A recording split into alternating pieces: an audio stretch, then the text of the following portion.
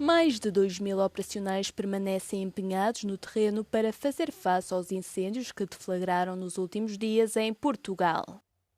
Na tarde de terça-feira estavam ainda em curso 3 ocorrências consideradas significativas. O incêndio em Torre de Moncorvo, no distrito de Bragança, que teve início no sábado, continuava a mobilizar mais de 400 bombeiros. E desde então arderam já mais de 2.000 hectares neste município. Também a preocupar as autoridades estão 2 incêndios florestais em Aroca e Santo Tirso. Mais de 2 dezenas de meios aéreos encontravam-se também envolvidos nos trabalhos por todo o país. O IPMA colocou 9 distritos de Portugal continental em aviso laranja até às 18 horas de terça-feira, devido ao tempo quente e seco.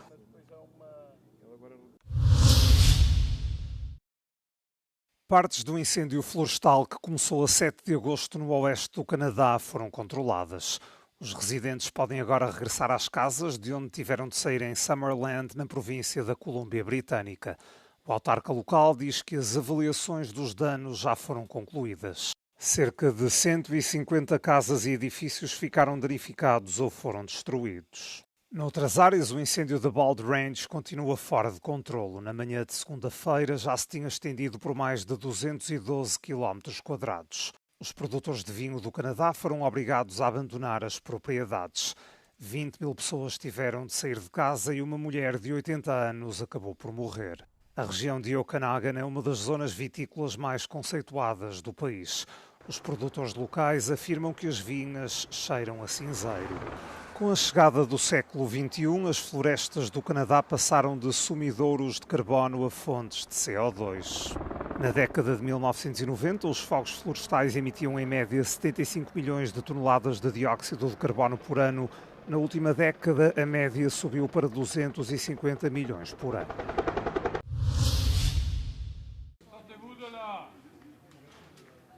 Depois de 4 dias de angústia, os habitantes do departamento de Landes, no sudoeste de França, começam a respirar de alívio. A luta contra o incêndio, que consumiu 1.700 hectares, está a dar frutos. As autoridades locais anunciaram que as chamas estão agora controladas. Das 600 pessoas que tiveram de sair de casa desde a última quinta-feira, cerca de metade já está de regresso. No domingo à noite, 50 residentes de Guérin voltaram às habitações. O mesmo deverá acontecer com outros 250 em Luglon. Moi, je suis content d'être rentré. Là, je vais aller prendre une petite douche quand même. Et voilà, et ça fait plaisir. Ah oui, ça a fatigué, oui. Content de retrouver son lit ce soir. Et sa maison. O combate às chamas impõe sempre cautelas, mas por agora há margem para otimismo. Oui, c'est un bon signe, vraiment. Nous, la première journée où on est un peu optimiste, c'est aujourd'hui. Donc, il faut en profiter. On espère que les jours suivants seront dans le même sens. On annonce la bonne nouvelle pour certains de pouvoir rejoindre leur maison, et progressivement, les autres le feront au fil des événements. Voilà. Enquanto se aguarda a confirmação de que o incêndio está totalmente extinto, os bombeiros prosseguem o trabalho de rescaldo. Dão atenção máxima aos chamados pontos quentes para garantir que o fogo não volta. Les risques de reprise sont souvent plus violents que le feu lui-même, parce que le végétal en fait c'est desséché, donc la pyrolyse va être quasiment immédiate en cas d'apport de chaleur. Et donc l'objectif c'est vraiment de faire en sorte que les lisières soient propres. Donc ça passe soit par un travail d'arrosage qu'on fait de manière conventionnelle avec nos agrès et nos lances, soit par un travail de sape qu'on va faire avec les bulldozers. É o terceiro grande fogo deste verão em França, depois de Biscarrosse e Gironde no final de julho. Segundo o Sistema Europeu de Vigilância de Incêndios, já arderam perto de 100.000 hectares de vegetação. 2026 é o ano mais destrutivo em extensão de área florestal atingida no país. A Alemanha inaugurou um novo centro de investigação em segurança de drones, à medida que o país intensifica os esforços para proteger aeroportos e infraestruturas críticas contra aeronaves hostis e não autorizadas. A infraestrutura faz parte do Centro Aeroespacial Alemão, instalado no estado da Saxónia-Anhalt desde 2021. Durante a inauguração, o ministro do Interior alemão, Alexandra Dobrindt, afirmou que o país é alvo diário de ataques híbridos.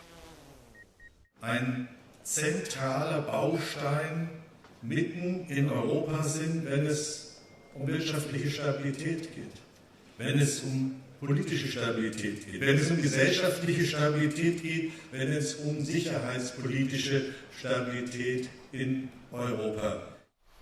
O ministro alemão descreveu também a ameaça representada pelos drones como parte do que apelidou de guerra sombra do século XXI. As instalações irão investigar e testar tecnologia concebida para detectar e combater drones não autorizados nas proximidades de aeroportos, grandes eventos e infraestruturas críticas. A Alemanha tem sido recentemente alvo de vários incidentes, incluindo um drone carregado de explosivos no aeroporto de Leipzig. Pouco tempo depois, as operações no aeroporto de Hannover foram interrompidas depois de um drone ter entrado no espaço aéreo restrito.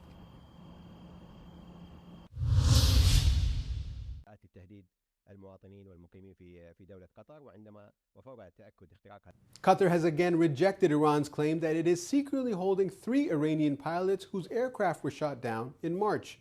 Speaking here in Doha, Foreign Ministry spokesperson Dr. Majid Al-Ansari called the accusations both false and illogical, saying the pilots entered Qatari airspace on a military mission.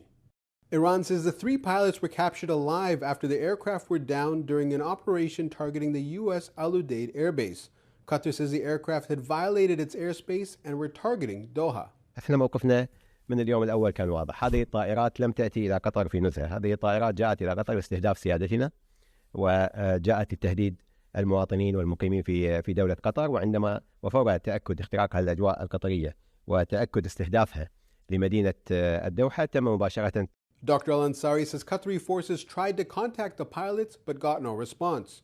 Search teams later recovered the remains of 1 pilot, which an Iranian delegation came to Doha to collect. Qatar also invited an Iranian technical team to review the search operation, but says Tehran has yet to respond. The briefing also turned to efforts to end the wider conflict. Dr. Al-Ansari says U.S.-Iran talks are still far from resuming, with Qatar waiting for Iran and Oman to reach an agreement over the Strait of Hormuz. The trajectory of events we would like to see in Qatar is an agreement on the opening of the Strait of Hormuz, which would coincide with the resumption of the ceasefire and the resumption of the talks. Are these parallel lines, converging or diverging?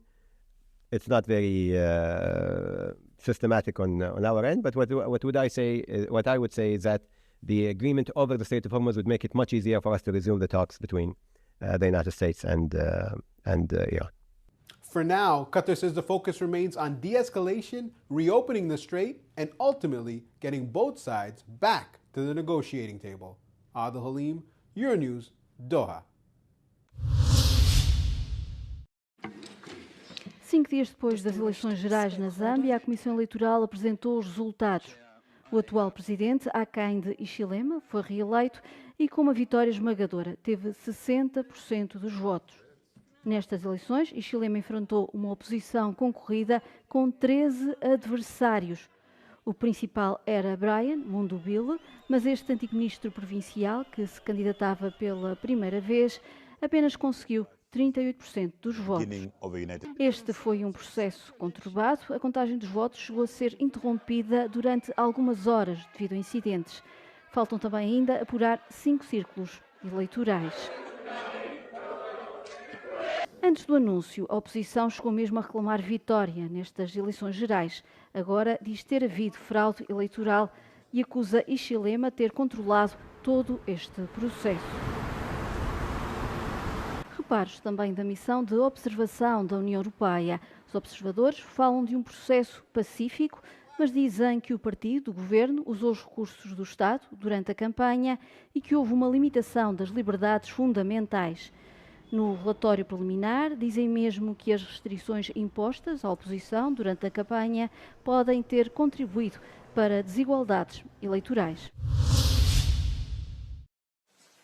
Quase 30 anos após o assassinato do ícone do hip-hop, Tupac Shakur, em 1996, começou em Las Vegas o julgamento há muito aguardado de Duane Keefe D. Davis. Duane Davis está a ser acusado de planear o homicídio fatal num caso construído com base nos seus próprios depoimentos em corroborações da polícia e num livro de memórias publicado em 2019. O arguido terá procurado retaliar contra Shakur depois de a comitiva do artista ter atacado o seu sobrinho em Las Vegas poucas horas antes do tiroteio. Duane Davis did not pull the trigger.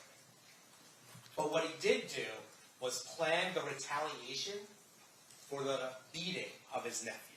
Duane Davis made sure that the shooters were armed and ready to execute their revenge. And remarkably, you will learn that from Duane Davis himself.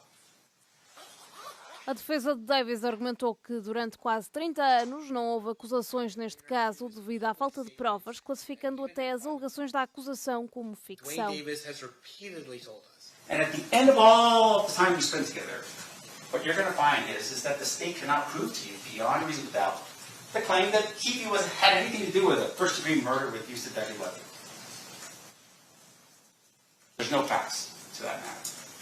A estratégia da defesa é retratar Davis como um mentiroso, alegando que este inventou essencialmente todos os depoimentos anteriores que prestou e que o ligavam ao assassinato de Tupac. Yeah, you're essentially telling the jury that your client is a liar.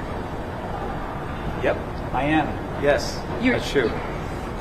Tupac Shakur foi baleado num tiroteio a partir de um veículo em movimento à porta do hotel MGM Grand, em Las Vegas, a 7 de setembro de 1996 e acabou por não resistir aos ferimentos uma semana depois. Davis é o único membro ainda vivo do grupo de 4 pessoas que se acredita terem levado a cabo o tiroteio a partir de um Cadillac branco.